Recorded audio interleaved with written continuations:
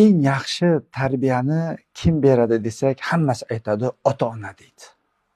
Lekin eng zo'r tarbiyani buvi bilan buva berishadi. Nima uchun deganda 50 yoshdan keyin odamning donishmandlik yoshiga kira boshlaydi va ko'p narsalarga dunyoqarashi o'zgaradi.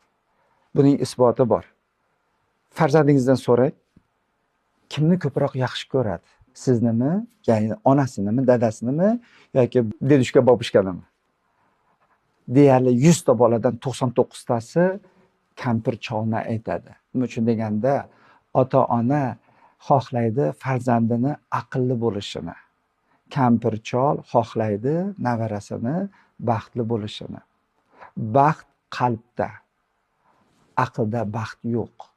Shuning uchun aqlda baxt qidirganlar ular yo'qotadi, yutqizadi. Qalbni kampir chol tarbiyalaydi. Chunki ular moddiy dunyo biladi, bitta hech narsa yo'q deydi. Eng kerakligi odamning odamga bo'lgan mehr oqibati deyiladi. Ana shu mehr oqibatni faqat kampir chollar o'rgatadi. 50 yoshdan keyin odamlar shuni tushuna boshlaydi.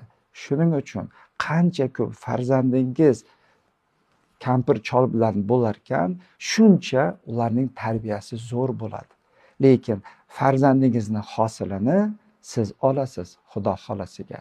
Shuning uchun shunday qiling, hamma yozgi kanikulmi, yil davomidagi kanikullarda har doim farzandlaringiz bobo mamosi bilan bo'lsin. Eng yaxshisi birga yashanglar. Birga 3 ta avlod yashasa, ya'ni kampir chol, ota-ona va farzandlar zo'r bo'ladi. Eri xotin patirlatib tug'ib beraveradi, kampir chollar bularni tarbiyalaydi, uning tarbiyasiga qaraydi, o'qishiga ham qaraydi. Chunki ularda hayotiy tajriba bor.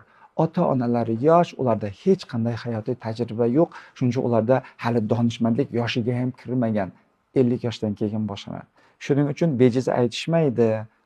Shu qizni olish kerak deydi. Nega desa, buvisini tarbiyasini olgan deydi. Bu naql.